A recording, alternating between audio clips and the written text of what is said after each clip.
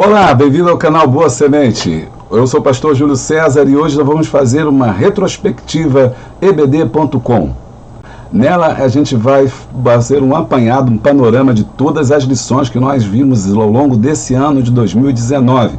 Na verdade, é um grande resumo de tudo, a fim de que a gente possa não apenas relembrar os nossos melhores momentos, mas também que a gente possa fixar o conteúdo que foi ministrado aqui. Tem muita coisa boa, vamos fazer hoje o nosso resumão aqui do ano 2019, você não pode perder. Tudo isso depois da vinheta.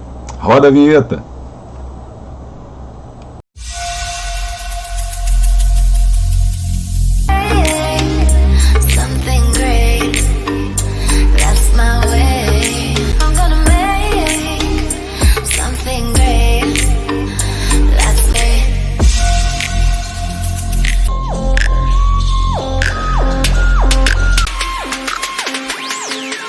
Muito bem, e a gente começou esse ano trabalhando aqui com o primeiro trimestre da nossa revista da editora Betel, que foi escrita nesse trimestre, o primeiro trimestre, pelo pastor Israel Maia. E nele nós vimos as enfermidades da alma.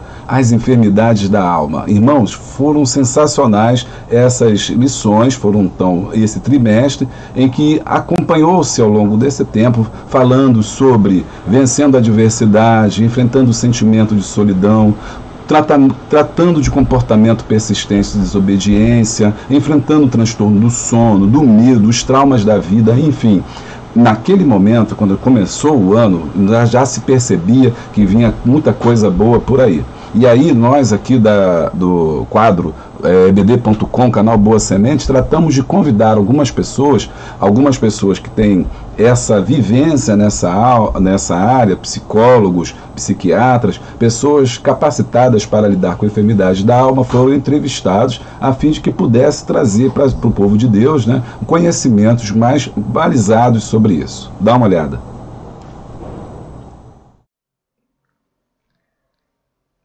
Olá, bem-vindo ao canal Boa Semente. Eu sou o pastor Júlio César, pastor da Igreja Assembleia de Deus em Rua do Registro, Ministério de Bangu, pastor-presidente Sóstenes Silva, Ministério de Madureira, Bispo Abner Ferreira. E hoje eu estou aqui para dar continuidade ao trabalho que começamos na semana passada, que é comentar as lições da Betel Dominical. Como eu disse para vocês semana passada, a lição extraordinária na regência e instrumentalidade do pastor Israel Maia. E hoje eu vou comentar com vocês a lição de número 2, enfrentando o sentimento de solidão. Enfrentando o sentimento de solidão. Esta lição está maravilhosa e você não pode perder. Logo depois da vinheta, eu vou comentar com vocês a construção dessa aula, como você pode melhorar, como você pode trabalhar com isso em sala de aula, subsídios que vão ajudar você no domingo que vem a se sair muito bem diante da sua classe.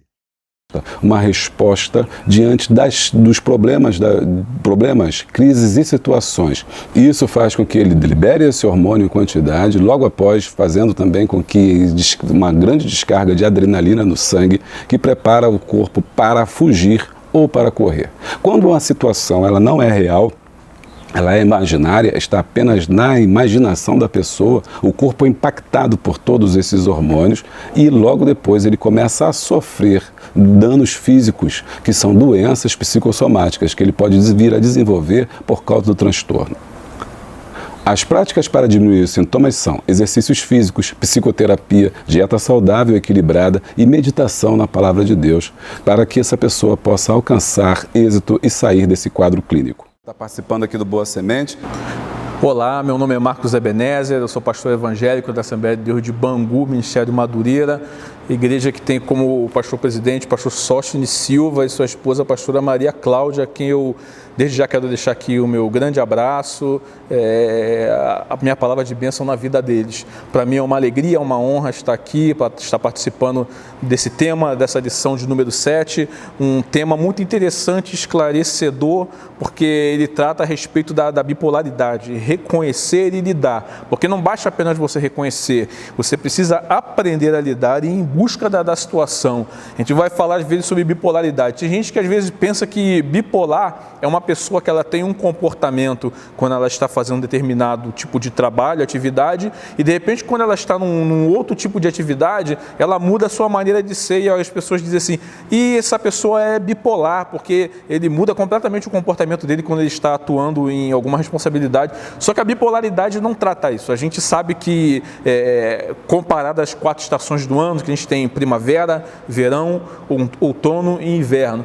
E a bipolaridade a gente fala como se só tivesse 2 estações na vida da pessoa, o verão e o inverno. Porque a primavera é o tempo da alegria, o verão é um tempo quente, onde você está muito alegre, o outono você está se retraindo e o inverno você está fechado, é aquela estação mais fechada. E existem pessoas que às vezes elas vão do verão ao inverno de um momento para o outro, quer dizer, muita euforia para de repente para um estado de depressão.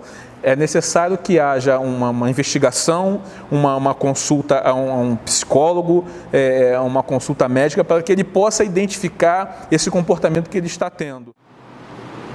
Muito bem, irmã Denise. Em primeiro lugar, eu quero agradecer, pela senhora ter vindo aqui, aceitado o convite aqui do canal Boa Semente. E eu temos aqui algumas perguntas. A primeira é, o que vem a ser transtornos alimentares? Os transtornos alimentares, ele tem como principal característica perturbações ou distúrbios alimentares, e afeta tanto a parte física como mental de um indivíduo, e pode sim levar a óbito, que ocorre com excesso de alimento ou redução extrema do mesmo, que vem a ser obesidade ou emagrecimento de forma excessiva. Mais uma questão. Quais os principais transtornos?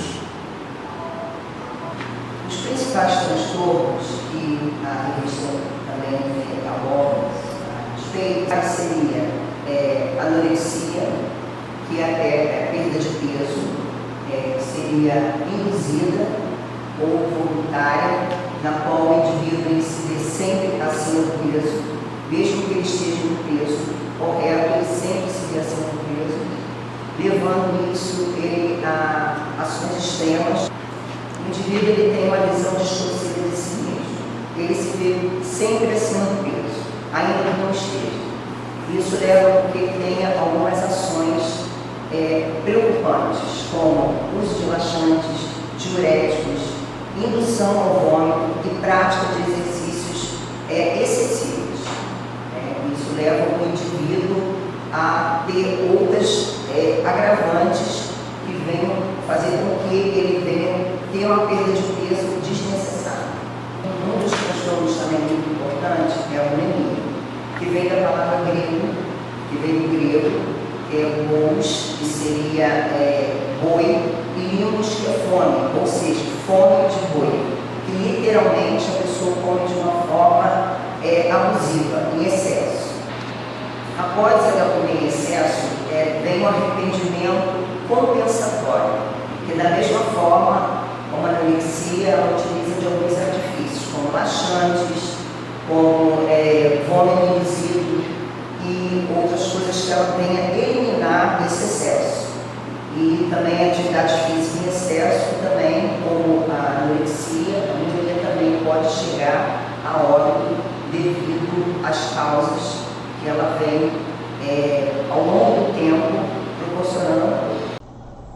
Depois chegou o momento do segundo trimestre, e nesse trimestre, então, a gente vai aprender sobre a igreja, povo escolhido e nomeado por Deus. Foi abordado o tema da igreja, visto por dentro, o seu trabalho e qual é a importância dessa igreja, a diferença entre ela e Israel, a igreja universal e a igreja local, quando surgiu a igreja, qual é o fundamento da igreja. Aprendemos muitíssimo sobre ela, falamos sobre a reforma protestante, né? Falamos sobre dados históricos sobre ela, o grande avivamento na Rua Azusa e qual é a sua influência para os dias de hoje, os perigos das teologias, dos modismos, teologia da prosperidade, a influência disso na igreja, a influência da sociedade dentro da igreja, a influência da igreja na sociedade e como a igreja funciona como organização.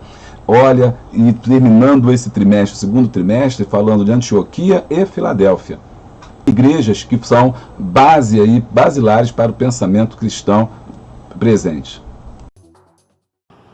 Bem, em primeiro lugar, eu quero parabenizar o pastor Sérgio Nascimento da Costa, que é o comentarista dessa revista. Ele é membro da Assembleia de Deus do Ministério de Madureira em bairro Amazonas, bacharel em Teologia pelo IB e pelo Centro Universitário Bennett, pós-graduado em Docência do Ensino Superior, capelão militar da Marinha do Brasil, membro da ACEMEB, Associação Pró-Capelania dos Militares Evangélicos do Brasil, mestrando em Teologia pela PUC-Rio, professor, articulista e palestrante. Desde já eu quero deixar para ele os parabéns a você também por ter adquirido a nossa revista da Editora Betel, que você encontra em qualquer livraria da Editora Betel ou mesmo nas igrejas da Assembleia de Deus do Ministério de Madureira. Os objetivos dessa lição são 3. Apresentar o que é ser e estar na igreja, explicar a diferença entre Israel, igreja e reino de Deus e mostrar o propósito de Deus para a igreja.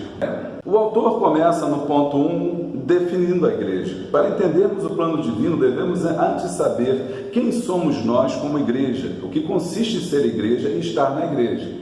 Discuta com a sua classe. Uma boa chave para você trabalhar é perguntar a eles, pedir para que eles definam o que é igreja. Peça que eles mesmos digam o que é igreja. E depois você traga a resposta à luz da Bíblia e à luz da revista. Veja como muitas pessoas que estão na igreja não sabem o que é a igreja. Por isso, o autor começa no ponto 1, dizendo sobre a origem do termo igreja, que está na palavra eclésia. Eclésia é a palavra grega que significa tirados para fora. No momento que a igreja é fundada pelo Senhor Jesus, ali em Atos, capítulo de número 2 em diante, você tem ali toda a ideia de que um povo que está sendo redimido, chamado para fora. Para fora da onde? De onde? Para fora do mundo. Agora eu vou deixar para você uma chave muito interessante para você entender e discernir a diferença entre a igreja e Israel. Lembre-se de uma coisa, Deus só conhece 3 tipos de povos. Deixa eu explicar. Deus lida com 3 tipos de povos. O primeiro povo é Israel. O segundo povo é a igreja. O terceiro povo são os gentios. Israel é a nação escolhida por Deus para manifestar a sua glória, para ser modelo dentre as nações, para a qual Deus fez várias promessas. A igreja é essa eclésia, é um povo escolhido. De onde? Do mundo. O mundo compõe então o terceiro grupo de pessoas com as quais Deus lida, que são os gentios. Todos aqueles que não são cristãos, todos aqueles que não são da igreja, todos aqueles que não são de Israel, eles formam um terceiro grupo chamado gentios. É desse grupo gentios que o Senhor também chama a sua igreja, e eles são tirados para fora. Na passada, nós vimos a reforma protestante com Martinho Lutero. E se você teve a oportunidade, você viu aqui no nosso canal uma aula especial só sobre reforma protestante. Eu sugiro que você, se não viu essa videoaula, possa assistir aqui no nosso canal sobre a reforma protestante, quando eu falei sobre o surgimento da igreja anglicana, sobre o surgimento da igreja calvinista e sobre o surgimento da igreja luterana, que é aquela que é presidida por Lutero. É bom você recuperar essa aula. A partir de hoje, então, a gente já está vendo o momento pós-reforma protestante, em que cada uma dessas vertentes vão se adequar na região onde elas estão. Mas com o tempo elas começam também a sofrer as mesmas influências que a igreja antiga na Idade Média também sofreu. Ao longo do tempo, mesmo as igrejas reformadas passam por um período de mornidão, por um período já de frieza espiritual, em que as coisas, aquele fervor dos reformadores, de Martinho Lutero, de Calvino, Zwinglio, já havia passado e agora já não mais estavam vivos, apenas os textos escritos que eles deixaram. Mesmo Martinho Lutero, que deixa um legado profundo, Martinho Lutero, reforma a igreja, reforma o canto, o modo de se cantar hoje nas igrejas são provenientes da reforma protestante, quando Martinho Lutero introduziu algumas técnicas vocais que eram usadas ali no meio secular. Tem um hino maravilhoso da reforma protestante que diz: Castelo forte Castelo Forte é um hino emblemático, criado, escrito por Martinho Lutero, que também era músico, para ser cantado no templo. Então, a Reforma Protestante trouxe várias mudanças, várias transformações no seio da igreja e também no meio social. Essa mesma Reforma Protestante também vai ser importante porque ela vai até abordar ou transformar o campo científico, porque a partir de agora, os cientistas, os pensadores não estão mais presos aos dogmas cristãos, não estão mais presos aos dogmas que antigamente diziam que a Terra era o centro do universo, dizia que você não tinha uma explicação científica para as coisas, porque Deus era a explicação para tudo, na Idade Média, no ensino da escolástica. Agora, o advento da Reforma trouxe essa possibilidade de você repensar isso, de você se entender que o homem está no centro dessas questões, o homem passa a ser um objeto de análise, de estudo, porque Deus agora se preocupa com o homem. Essa ideia também vai aí dar origem ao individualismo também crescente, que se antes era o grupo, agora é o ser individual. Ele é alvo e objeto do amor de Deus. No campo da ciência, temos novas descobertas, novas explicações, e aquela resposta de que isso é assim porque Deus quis, isso é assim porque Deus criou, isso já não satisfazia mais esse período agora da era da modernidade, e era preciso se buscar explicações lógicas, explicações científicas. Então a Reforma Protestante também contribuiu para isso. Como que funciona um pouco, como é que está organizada essa questão das últimas coisas, escatologia? Escatologia é o futuro, são as coisas que ainda irão acontecer, né? E é que a gente precisa aprender, estar ciente, como Deus revela a João no livro de Apocalipse, que a gente viu aulas passadas, que está na ilha de Patmos ali, e ali ele recebe a revelação do Senhor Jesus, que aparece para ele e fala para ele não selar a palavra desse livro, porque é para o tempo que estava próximo. Então, essa escatologia, ou seja, o estudo das últimas coisas, do tempo que está por vir, a gente divide da seguinte forma. Na primeira parte, Jesus volta para a igreja, vem o arrebatamento, o Senhor vem para a igreja, arrebata a sua igreja. Lá no céu agora, nós temos ali o tribunal de Cristo, onde o cristão receberá os seus galardões por aquilo que fez, por aquilo que desempenhou, ou por aquilo que deixou de fazer, ou seja, deixa de receber o seu galardão. Depois, nós temos a boda do Cordeiro, ou seja, nós vamos nos casar com Cristo, nós vamos estar oficializando o nosso relacionamento. Tudo isso depois que nós passamos já para o tribunal, lembrando que o tribunal não é para salvação. Quem chegou lá, quem foi arrebatado por Cristo, pelo Senhor, já está na glória, já está salvo e vai permanecer lá. E o galardão é apenas uma distinção, onde receberemos ali os galardões, as premiações, os trabalhos que fizemos. Depois tem a boda do Cordeiro, que é o banquete, vamos nos casar com Cristo, vamos estar na festa agora, oficializando o casamento entre Cristo e a igreja, que é o noivo, que é Cristo, e a igreja e a noiva. Depois vem a segunda vinda de Cristo. Na segunda vinda de Cristo voltará agora para finalizar o período que começou na terra da grande tribulação. A grande tribulação é o período onde a igreja não estará mais na terra, e portanto nós somos sal da terra, não estaremos mais na terra. A terra estará então entregue a isso, a trindade satânica composta por Satanás, a besta, o falso profeta, que vão enganar e provar o homem durante 7 anos, que são as 7 semanas lá de Daniel. Você precisa também dar uma estudada caso você queira se aprofundar. E ali, no final dessas 7 semanas, o Senhor retorna, que é essa segunda vinda, e agora põe um final ali às peripécias do anticristo. O anticristo se levanta e luta contra Cristo ali na batalha do Armagedon, e a igreja está juntamente com ele, ajudando.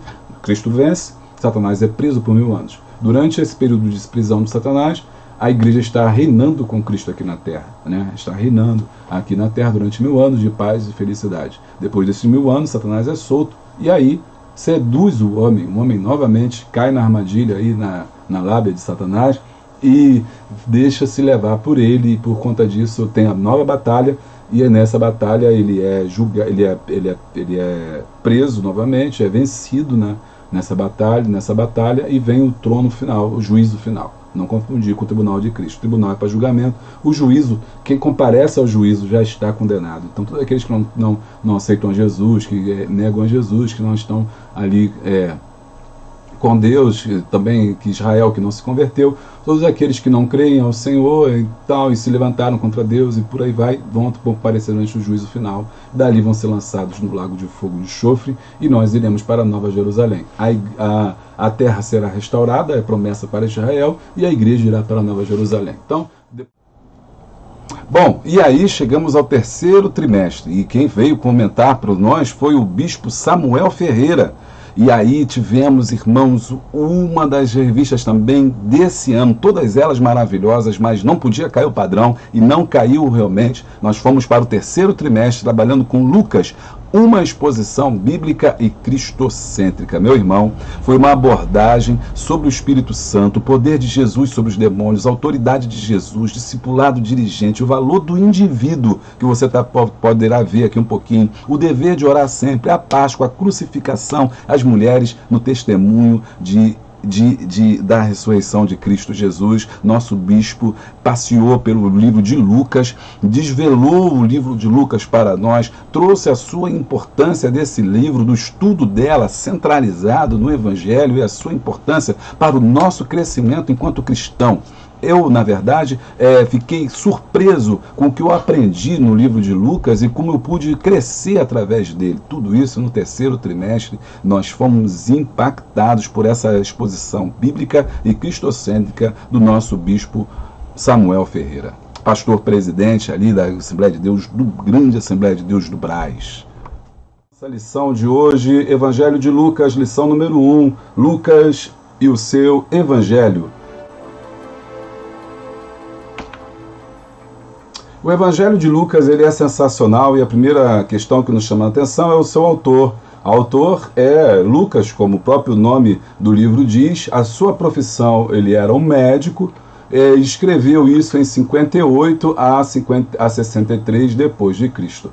O Evangelho de Lucas contém 24 capítulos e 1151 versículos. O Evangelho de Lucas é o terceiro livro do Novo Testamento que conta a vida de Jesus e seus ensinos. Foi escrito por Lucas e dedicado a Teófilo. Está lá em Lucas capítulo 1, versículo 1 ao 4, diz que ele fez esse tratado, ele procurou esse tratado para poder esclarecer a Teófilo, um homem que era importante no mundo grego, porque a palavra Teófilo também é interessante, ela significa amigo de Deus, aquele que é amigo de Deus, e ele então é escrito justamente para satisfazer aí a curiosidade de Teófilo. Teófilo deve ter sido um homem rico, um homem abastado, um grego, e ele vai financiar esse livro. E Lucas, então, esse médico, também amigo de Paulo, ele vai ser esse homem que vai procurar, então, em fontes antigas, documentais, a respeito desse homem chamado Jesus, os aspectos gerais do livro. Eu queria então propor para você a divisão aqui do livro. E a gente pode dividir esse livro em 3 partes. A gente pode dividir a primeira parte do capítulo 1 ao capítulo 4, a segunda parte do capítulo 5 ao capítulo 21 e a última parte, a terceira parte, do capítulo 22 ao 24. Na primeira parte você tem o nascimento do Messias e o seu preparo. Na segunda parte, você tem o ministério e o ensino. E na terceira parte, você tem a morte e a ressurreição.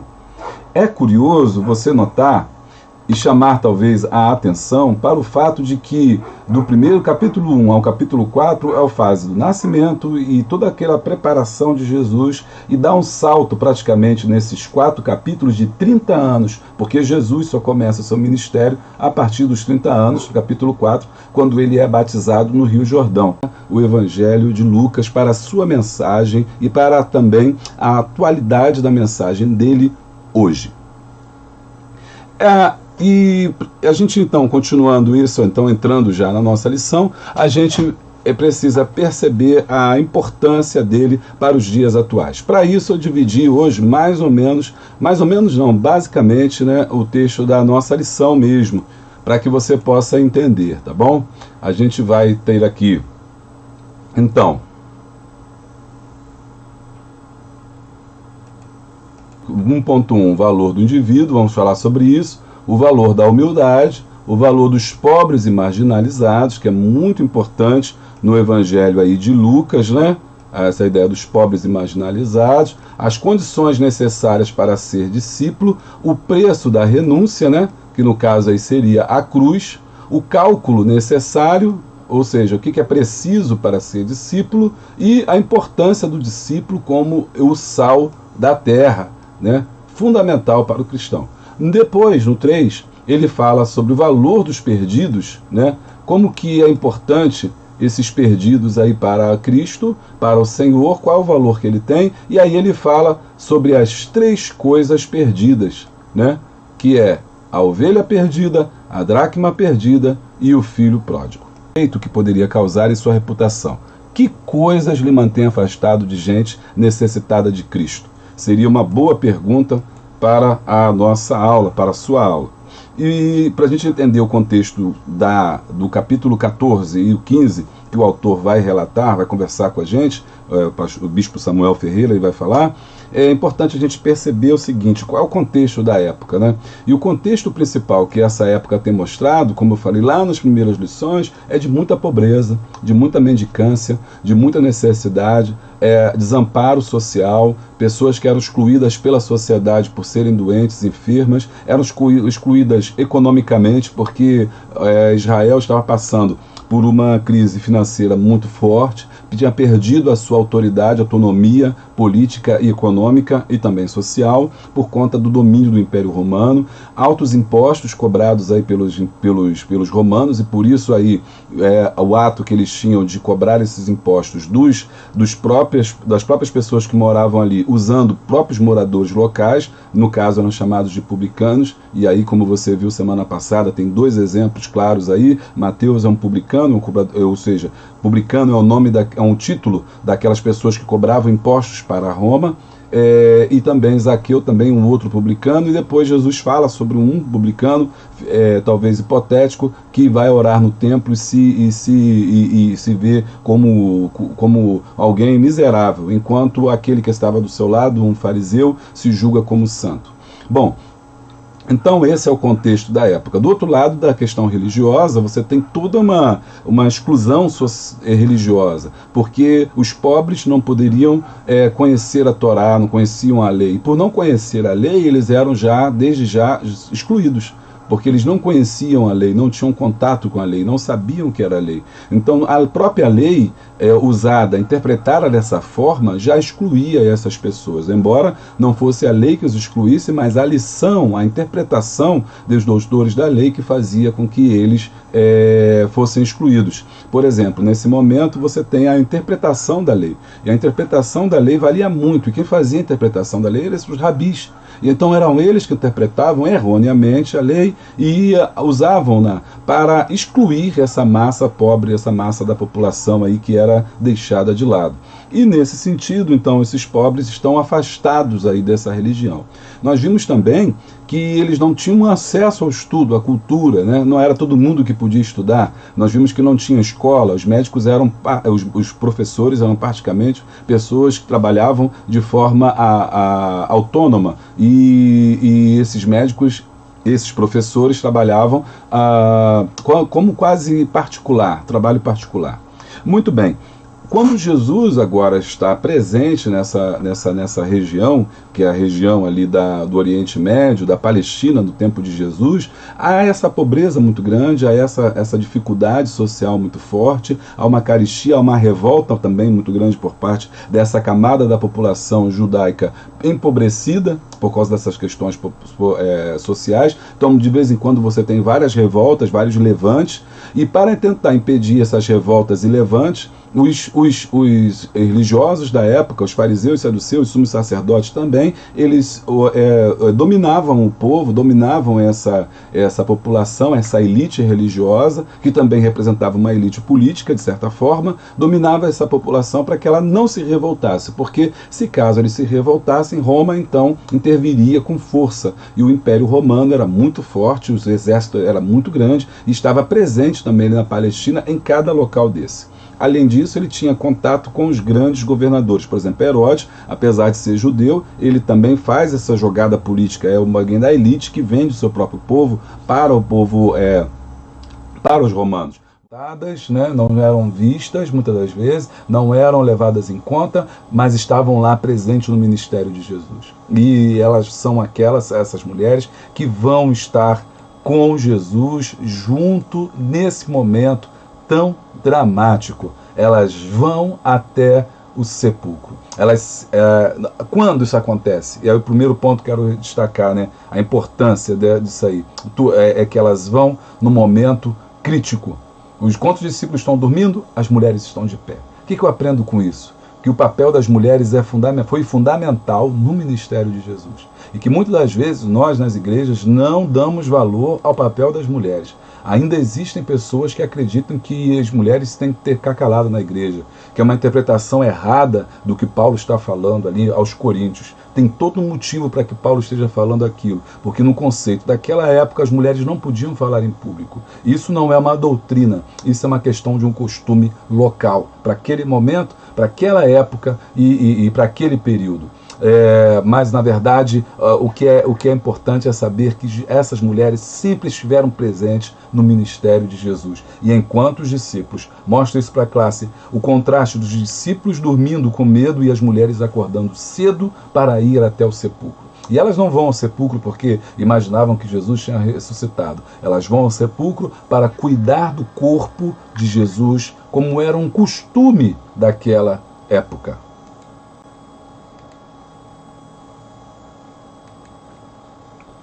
E elas vão levar as especiarias. Aqui a gente tem uma dessas plantas, né, que é uma especiaria. Essa aqui é a famosa mirra. Mas o que são as especiarias? As especiarias são diversas ervas que eram usadas no Oriente Médio. Por exemplo, a mirra era usada para fazer perfume, para fazer bálsamo. O aloés também, até hoje é usado para fazer perfume. Nesse local eles usavam muito esse tipo de preparação. Colocavam óleo também, extraído do azeite da oliva, para poder fazer um unguento.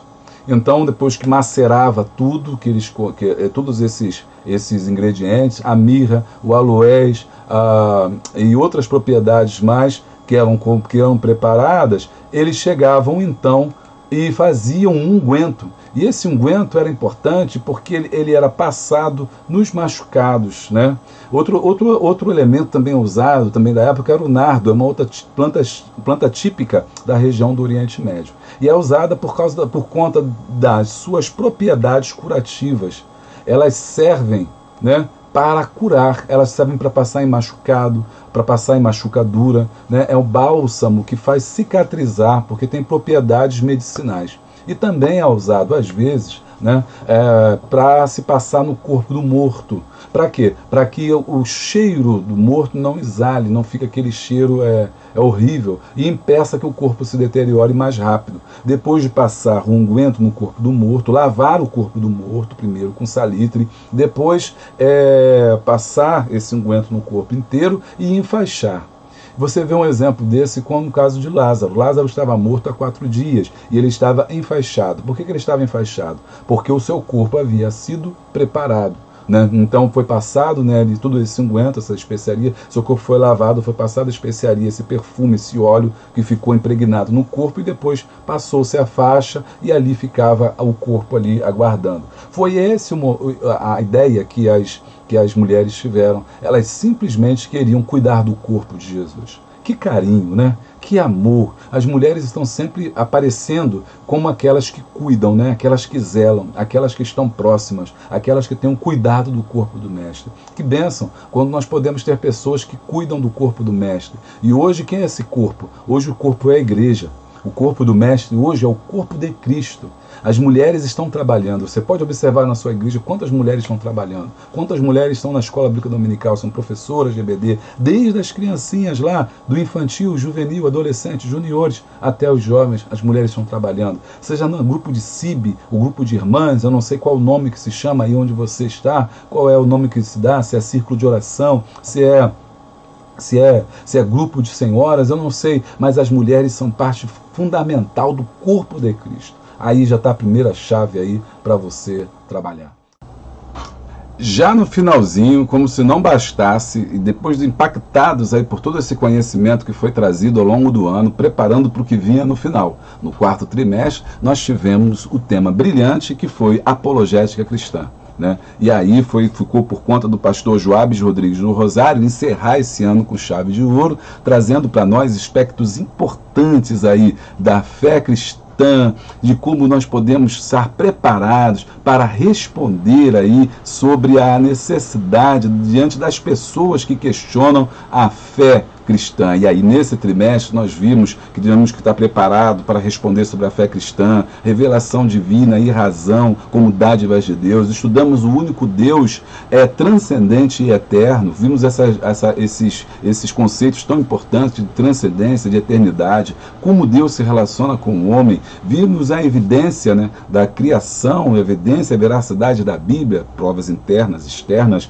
veracidade da existência de Jesus, provas internas e externas, a singularidade desse Jesus histórico. Vimos a Bíblia como infalível palavra de Deus, a ressurreição de Cristo e o valor da experiência. E assim nós encerramos o ano de 2019 passeando aí pela Bíblia, aumentando o nosso conhecimento e trazendo pontos importantes para o crescimento do Evangelho, para o crescimento de nós enquanto pessoas, e é por isso que nós estamos gratos a Deus por esse grande presente que Deus nos deu, que a gente possa crescer e que cada revista dessa que foi dada, que cada conhecimento possa ser guardado, valorizado. Guarde sua revista, elas são fontes de consulta para que você possa aí estar pesquisando, tirando as suas dúvidas. Tenha na sua biblioteca lá, tenha na sua biblioteca da Escola Bíblica Dominical, na sua igreja lá, guardar essas revistas, porque são fontes de consultas, são na verdade manuais. Na verdade, alguns dizem que são cursos de teologia gratuitos que você pode ter todo domingo na sua Escola Bíblica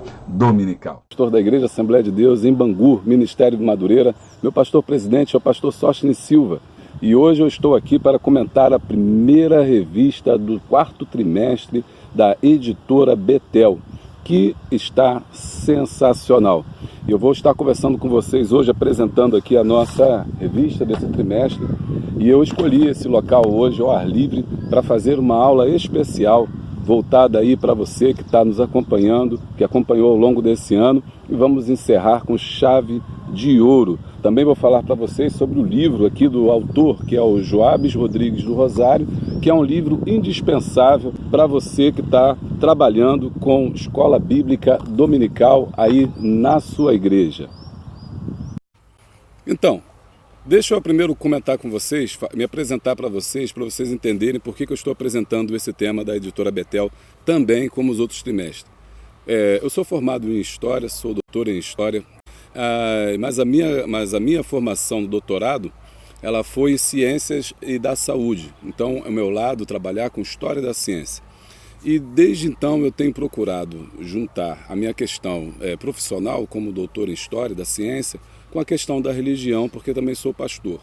E eu tenho procurado pensar sobre esses dois pontos importantes. E foi isso que me fez fazer o primeiro comentário lá atrás da editora Betel sobre doenças da alma, enfermidades da alma. Ali naquele momento eu vi a necessidade de unir meu conhecimento dos dois campos, seja do lado teológico, também do lado científico, e para ajudar as pessoas que professam a fé cristã e não entendem bem como isso funciona. A minha surpresa grata surpresa, é que cada vez mais a questão da fé e da religião tem conversado mais, tem dialogado mais. E hoje nós vamos então comentar a primeira lição, que é Preparados para responder sobre a fé cristã, da autoria do pastor Joabes Rodrigues do Rosário, que tem uma longa experiência nesse campo de fé e religião, que vai nos ajudar, vai nos conduzir durante esse trimestre sobre como lidar e como responder sobre a nossa fé. Mas a igreja começou a crescer e os irmãos ali de Bereia tiveram que tirar Paulo de lá, e aí Paulo vai ser levado para Atenas para esperar os seus outros companheiros. Lá, ele em Atenas, ele descobre um altar para o Deus desconhecido, né? E ali ele então tem essa oportunidade da pregação da palavra, e ele é convidado para estar no Areópago, onde estavam ali os filósofos da época, os estoicos, né, e os epicureus. Ali no berço do saber, Paulo foi convidado para defender o Evangelho e falar sobre o Deus desconhecido. Na lição de número 2, nós trabalhamos aqui um tema também muito importante, que foi a revelação divina e a razão como dádivas de Deus. Nós vimos como a fé está relacionada à razão, e que a fé, muitas das vezes, ela precisa estar baseada no conhecimento, né? Nós já aprendemos também que o conhecimento gera fé, porque a fé vem pelo ouvir e ouvir a palavra de Deus, né? Então isso é importante, foi na lição de número 2. Nós aprendemos a importância de conhecer a Deus, como diz Oséias, e vimos que esse conhecimento se dá através de ouvir a palavra de Deus, pela palavra do Senhor, nós desenvolvemos a nossa fé, e assim nós podemos ter uma fé calcada e baseada na palavra de Deus. E hoje nós vamos ver o capítulo de número 3, ou a lição 3, o único Deus transcendente e eterno. Fica comigo até o final, tem muita coisa boa para a gente estudar na presença de Deus. Bom, você já pegou a sua revista, já está aí com o seu cafezinho, com a sua água, então vamos lá. Antes da gente entrar na lição de hoje, eu tenho que te dar um subsídio muito importante para você entender a lição de hoje, que são os seres criados. Todos os seres que existem se dividem em 3 classes. Todos os seres que existem, criados ou não criados, se dividem em 3 tipos ou em 3 classes.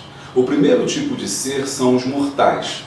Mortal é todo aquele que tem início e que tem fim. Ele nasce e ele morre. Por exemplo, o homem, os animais. Nós somos seres mortais, porque nós nascemos e nós morremos. Nós temos um início e nós temos um fim. O segundo tipo de ser é o ser imortal. O ser imortal, ele não pode morrer, como o nome diz. Ele vive infinitamente, ele não pode ser morto.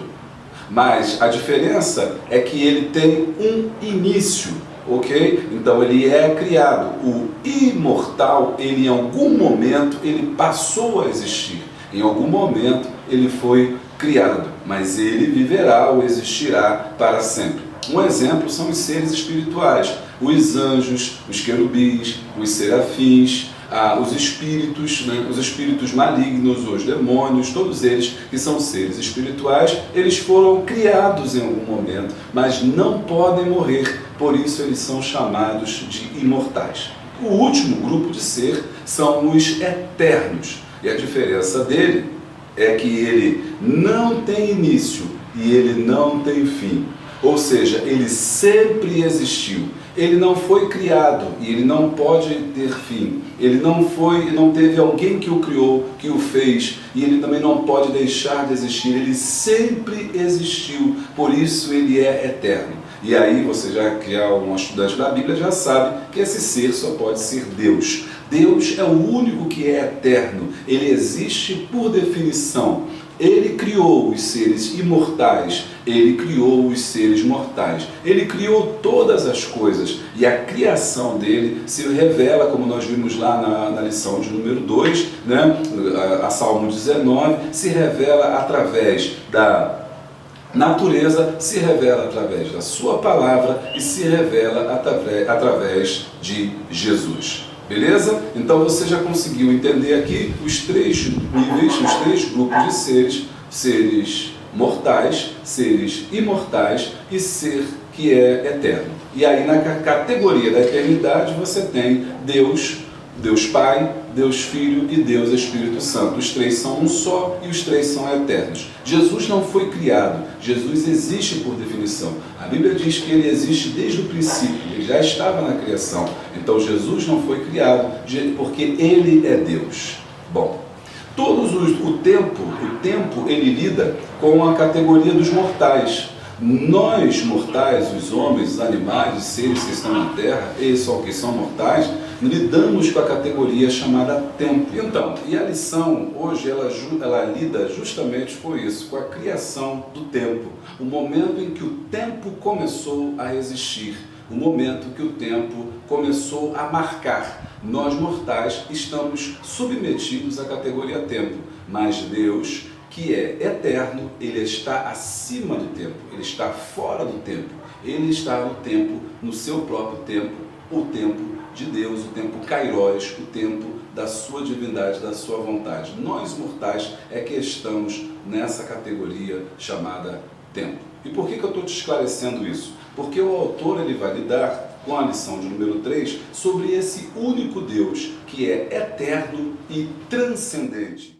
Bom, estamos encerrando o nosso quadro EBD.com especial, fazendo aí a retrospectiva 2019 de tudo que nós vimos aí. Claro, um pouquinho de tudo que nós vimos, não dá tempo da gente colocar todos os vídeos, são mais de 480 horas de vídeos aqui que nós temos. E quando você vai lá na nossa playlist, você encontra todo esse material lá disponível para você.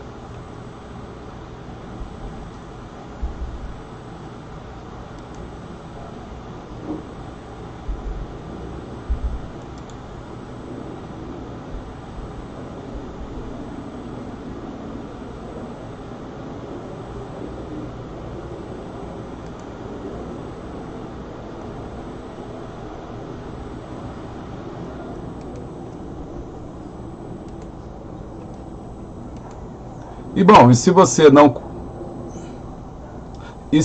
não conhece, aí eu quero mostrar aí para você um pouquinho dessa, como você acessar essas videoaulas e recuperar. Se você gostou de alguma delas, você pode aí recuperar essas videoaulas entrando aqui no nosso site, aqui no nosso canal no YouTube. Você vai lá e procura a playlist sobre aulas, né, de Escola Bíblica Dominical. Essa playlist aqui, ó, pré-aulas para adultos EBD Betel. Você clica ali e você vai ser direcionado para todas essas videoaulas que eu comentei com vocês. Ó. Começa aqui embaixo, na lição de número 1, lá no começo do ano, enfrentando as diversidades da vida, e vem passeando aqui. Ó. São exatamente, deixa eu ver aqui, que está de trás para frente, deixa eu ver, são 73 lições aqui para você. Então são 683 visualizações só na nossa playlist, mas se você for contar aqui, você vai encontrar muito mais visualizações. Então são mais de 480 horas, 1000 horas aí de vídeo para você poder recuperar qualquer uma dessas lições, e vai ser bênção para você. Junto com as lives, você vai estar aí adquirindo esse conhecimento gratuito que é proporcionado pela nossa EBD.com, que é o quadro desse canal, o canal Boa Semente. Se você gostou desse vídeo, deixa aí o seu like, não se esqueça de se inscrever no nosso canal, clica também no sininho. E tem também a nossa enquete aqui perguntando qual foi a lição que você mais gostou, viu? Que eu espero que você responda ali, estando com a gente, para a gente poder ter aí seu feedback. E se faltou alguma lição que de repente chamou muita atenção e eu não comentei, eu não falei, deixa aí nos comentários. Quem sabe a gente faz um vídeo só sobre isso, tá bom? Até a próxima. Paz.